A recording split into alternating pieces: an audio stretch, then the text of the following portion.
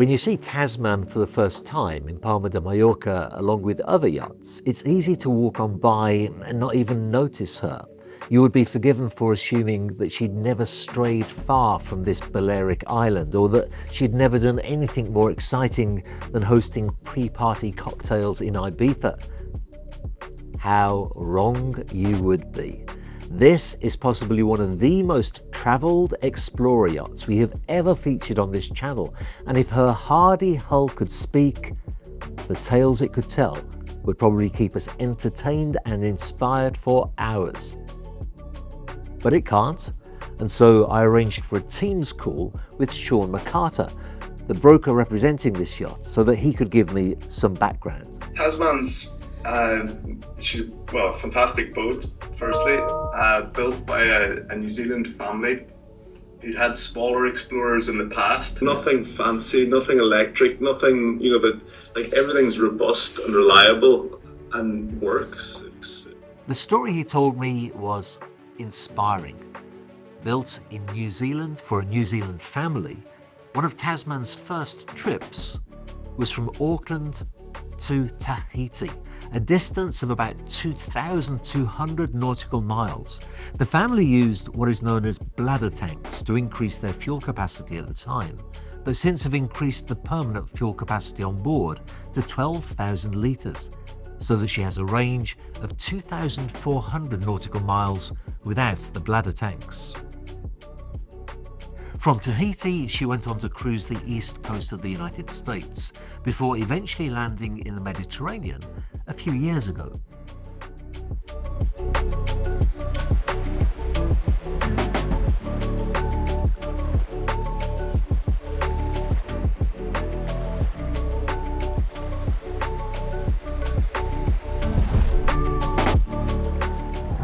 Sean explained to me that the construction technique used for Tasman is also very interesting. There's a tree in New Zealand called the Macrocarpa cypress and a boat building technique called Macrocarpa carvel. Now usually when a yacht is built from GRP, from fiberglass, it has a foam core for lightness. Macrocarpa wood offers a more hardy alternative to this by having a Macrocarpa wood core, and actually the more I read about it, the more intrigued I become. It's a very versatile wood that's recommended for boat building. It's impermeable and it's even termite resistant. Sean also relayed to me how the owner wanted a yacht that is simple, practical and functional. 2 Yanmar 330 horsepower engines with inline shafts, Naiad stabilizers and an ASEA shore power converter.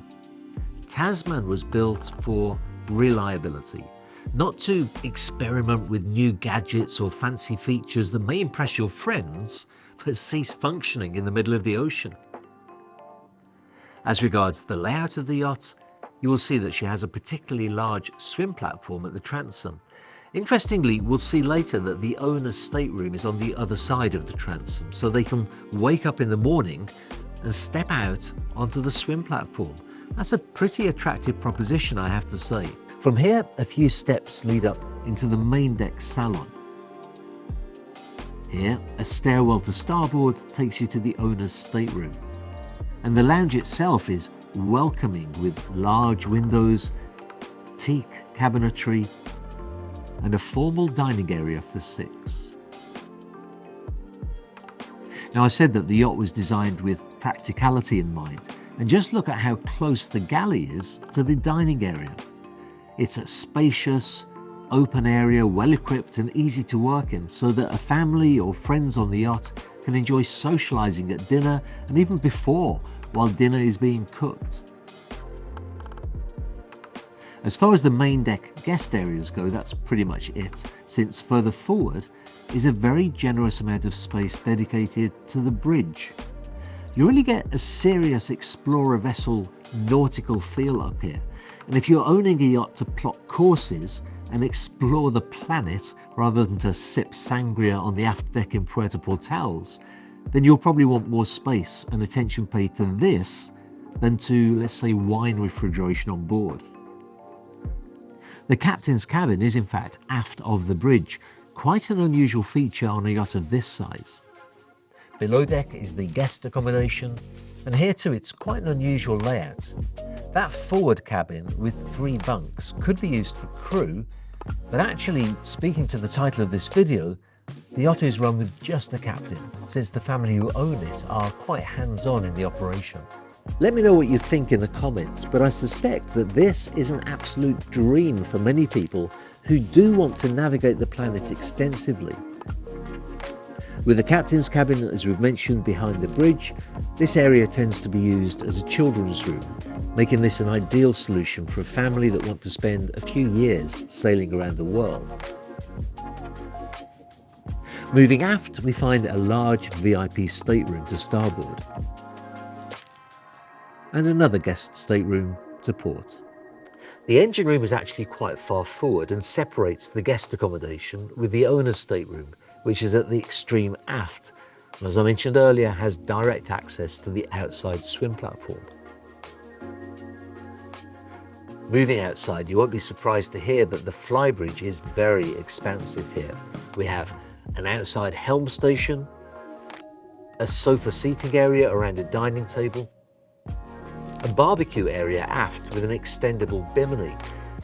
And just look at the size of the tender that you can fit here, an essential feature for a serious explorer yacht, along with that capable crane.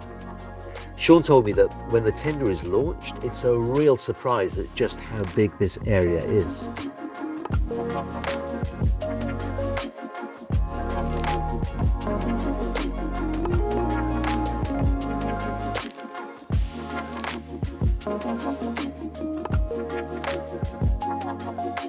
Another thing that Sean told me that really struck me was the reaction that he got from the market when he announced that the yacht was for sale.